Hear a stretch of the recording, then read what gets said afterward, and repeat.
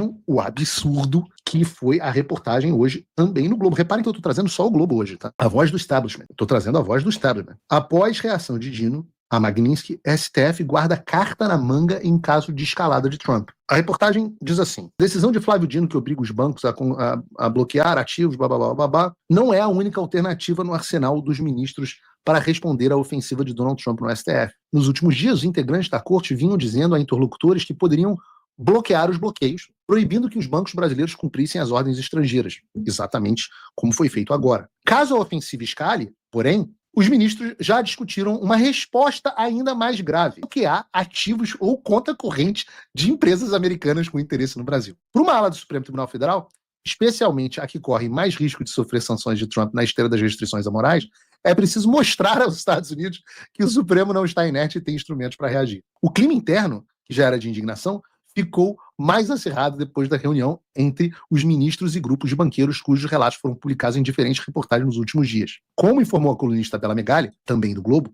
os ministros ficaram irritados com o vazamento dos detalhes das reuniões. Mas em conversas com a equipe da coluna, alguns deixaram claro que o que mais os irritou foi a sugestão dos banqueiros de que não havia nada a fazer senão obedecer às restrições da Magnitsky. Acham que somos teleguiados e que não podemos fazer nada, que não temos como reagir, chegou a dizer um desses ministros. Os americanos também têm empresas no Brasil? Acham que elas estão imunes? Afirmou, sugerindo que empresas americanas podem ser atingidas por uma espécie de represália do STF a Trump. Puta merda. E eu digo para vocês, não tinha ficado claro para mim que essa reunião com os ministros, com os bancos, era a origem, era a causa dessa decisão do Flávio Dino. Mas hoje me parece que foi. E eu tenho que dizer para vocês, eu não sei se o STF está blefando, eu confesso a vocês que não sei, mas para ver uma decisão desse tipo do Flávio Dino, que o coloca em confronto com toda a elite financeira de São Paulo, eu só posso dizer para vocês que essa está virando a trilha sonora oficial do programa, porque eles estão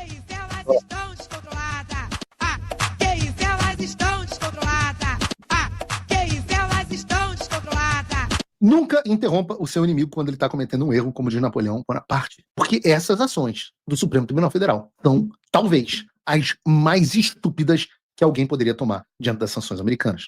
Porque essa carta na manga ia ser congelar ativos de empresas americanas. E primeiro eu me pergunto, e talvez seja uma pergunta inocente, mas com que base legal? Com que base legal vão aceitar, o Brasil vai assumir e vai escancarar a ditadura, e é importante que escancare a ditadura, porque sem crime, por ofício, um ministro do Supremo Tribunal Federal possa bloquear ativos de empresas americanas? Se vocês já tinham irritado a elite econômica, eu tenho certeza que eles vão adorar essa medida. Imagina, bloquear as contas da Microsoft, da Amazon, da Apple ou da Meta como retaliação. Não é uma medida oficial do governo brasileiro com uma lei aprovada, como a Lei Magnitsky do Donald Trump.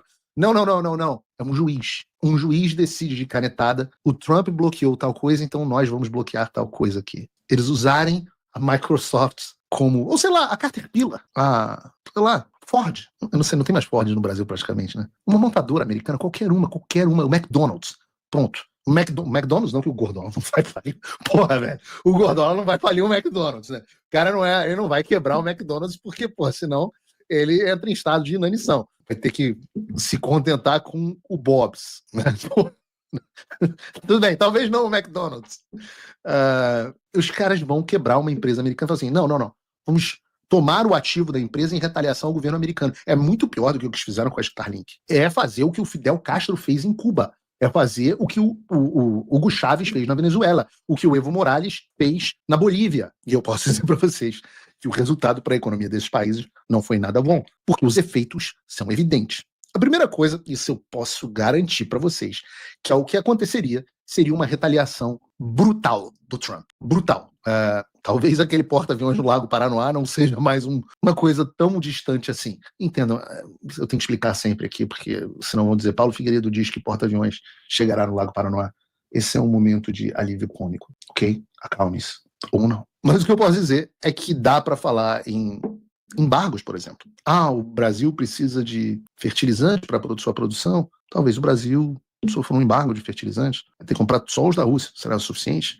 Embargo é quando os Estados Unidos proíbe que as suas nações amigas façam comércio com uma nação. É algo que a Venezuela tem num determinado sentido, o Irã tem num sentido, e o de Cuba é o mais famoso. E o Brasil pode sofrer, sim, embargos pontuais. O Brasil pode sofrer tomada de ativos brasileiros no exterior.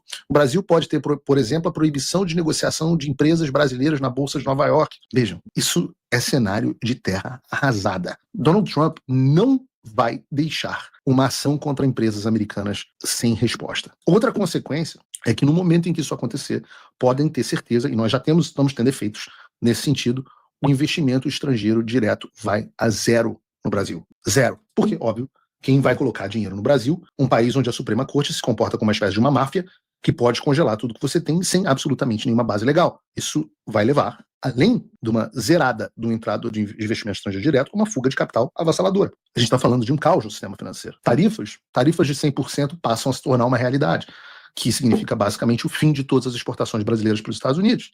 O Brasil vai exportar para a China.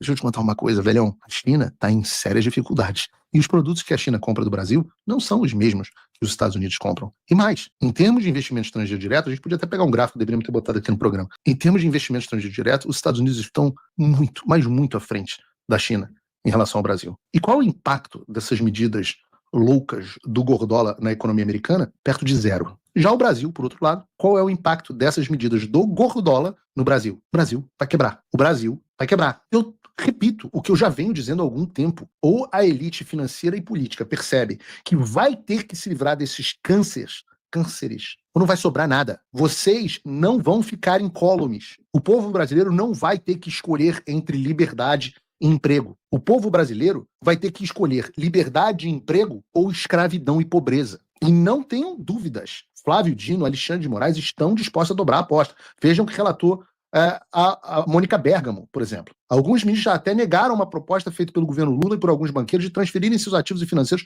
para cooperativas que não tenham filiais nos Estados Unidos. Sim, o governo Lula falou, não, vamos tirar os seus ativos dos bancos e você vai ser cliente da cooperativa XYZ. E os ministros não aceitaram porque isso seria visto como um recuo, como uma derrota. Eles não estão entendendo que eles já perderam. Eu tenho que dizer assim, que de qualquer jeito isso não funcionaria, porque as cooperativas também podiam ser alvo de sanções secundárias da mesma forma. Porém, o posicionamento por um dos ministros de que os bancos precisam ser tirados da zona de conforto e entender que o país não pode se curvar aos Estados Unidos, mostra muita coisa sobre a intenção de alguns ministros do Supremo. Na visão desses ministros, aceitar essa proposta e não obrigar os bancos a cumprir a lei Magnitsky é uma capitulação. Uma vergonha para eles. Para todos os efeitos, então, já tem um grupo no STF que se comporta como um vilão derrotado, que prefere explodir tudo do que se render ao inimigo. E isso indica que eles vão continuar dobrando a aposta. E diante disso, o que dizer? Ora, da minha parte, eu garanto a mesma coisa que o Alexandre de Moraes disse na reportagem do Washington Post. Não vamos recuar nem um milímetro. Não vamos recuar nem um milímetro. Eu tento, no limite dos meus esforços, evitar que a floresta inteira queime. Mas não se engane. Se esse for o preço para que nós peguemos o bandido da Birmânia, esse preço será pago. Vocês que insistem em apoiar o pseudo-juiz Alexandre de Moraes podem até me impedir de salvar o Brasil da maneira como eu gostaria. Mas vocês não vão nos impedir de vingá-lo. E eu digo isso não é porque o Paulo Figueiredo e o Eduardo Bolsonaro não vão recuar. Eu digo isso porque Donald Trump não vai recuar. Quando Donald Trump entra em uma briga, vocês têm duas opções. Perder ou perder. Trump vai vencer. O Trump não recua face às ameaças. O Zelensky ameaçou para que ele recuasse sobre o acordo de paz entre Ucrânia e Rússia. Não deu certo. O Xi Jinping ameaçou para que ele recuasse sobre a taxação de produtos chineses. Não deu certo. O Justin Trudeau o ameaçou para que ele tirasse as tarifas impostas do Canadá. Não deu certo. O Petro o ameaçou para que ele parasse de enviar aviões com deportados de volta à Colômbia. Não deu certo. Eu posso passar o dia inteiro aqui. Não perdeu uma até agora. E se esses caras não conseguiram fazer o Trump recuar, nem o juiz que ameaçou o Trump botar o Trump na cadeia conseguiu fazê-lo recuar. Não vai ser o ministro Gordola e Alexandre de Moraes que vão fazê-lo. O Trump é o tipo de cara que quanto mais você ameaça, mais ele quer comprar uma briga. Agora vocês imaginem o grau de imbecilidade de alguém que acha que o governo americano vai aceitar que suas sanções, que são a ferramenta fundamental da política externa americana, sejam ignoradas, que os Estados Unidos vão deixar para lá, falando, não, tudo bem, não cumpriu nossas sanções, deixa para lá, então, poxa, que pena. Vejam o que eles fizeram no caso dos mais médicos. Em fevereiro de 2025, o secretário de Estado Marco Rubio escreveu o seguinte: os Estados Unidos estão expandindo a sua política de restrição de vistos relacionada a Cuba. O departamento adotou medidas para restringir a emissão de vistos a autoridades do governo cubano e de terceiros países cúmplices, bem como a indivíduos responsáveis pelo programa exploratório de exportação de mão de obra de Cuba. Promovemos a responsabilização do regime cubano por oprimir seu povo e daqueles que lucraram com o trabalho forçado. Muita gente olhou isso e deixou passar batido, achando que era mais uma ação dos Estados Unidos contra a ditadura cubana. Eis que surge Marco Rubio na semana passada e fez a seguinte declaração. E no último programa eu falei sobre isso. Eu falei que isso iria acontecer. Vocês sabem disso. O Departamento de Estado também está adotando medidas para revogar vistos e impor restrições de visto a diversos funcionários do governo brasileiro e ex-funcionário da OPAS, cúmplice do esquema de importação de trabalho forçado ao regime cubano. O programa Mais Médicos foi escandaloso, um escandaloso golpe diplomático disfarçado de missões médicas estrangeiras. Hoje, todo mundo sabe que o Mais Médicos é um programa de financiamento da ditadura cubana disfarçado de política pública. O salário dos médicos cubanos, cerca de R$3 mil, ficava para eles, e o restante do salário, mais de 11 mil, ficava para o governo de Cuba. O programa foi criado há 10 anos, extinto há 6 ou 7 anos, mas mesmo assim, o governo Trump foi atrás de um dos principais responsáveis e cancelou o visto do Alexandre Padilha, um dos idealizadores do programa, que é o atual ministro da Saúde do Lula, da esposa dele, da filha de 10 anos, uma tristeza, mas também foi atrás dos caras envolvidos em um programa de 6 ou 7 anos e também dos seus subalternos, subsecretário. Todos estão sujeitos à sanção. E esse foi um recado muito claro. Quem tem ouvidos para ouvir, ouça. Quem tem olhos, veja. Os que pularem do barco e entregarem o sistema ainda podem salvar. Mas os que continuarem apoiando o regime, tenham certeza, o tempo de vocês vai chegar. Ora, posso fazer o meu tic-tac aqui? Bota um tic-tac para mim, Bruno.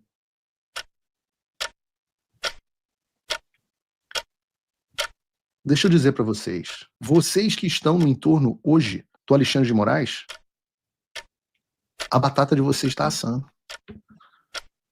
De todos vocês. Juízes auxiliares, policiais federais. Eu não me surpreenderia se no futuro próximo os senhores também perdessem os seus vistos. Parlamentares. Só para começar. Depois, quem sabe, a Lei Magnitsky. Vocês acreditam no meu tic-tac? A essa altura, deveriam. E não tenho dúvida, o governo americano não vai retroceder. Se algo que eu saí confiante depois dessa visita de Washington é que não há recuo, a pressão vai continuar, e essa é uma diretriz do próprio presidente dos Estados Unidos.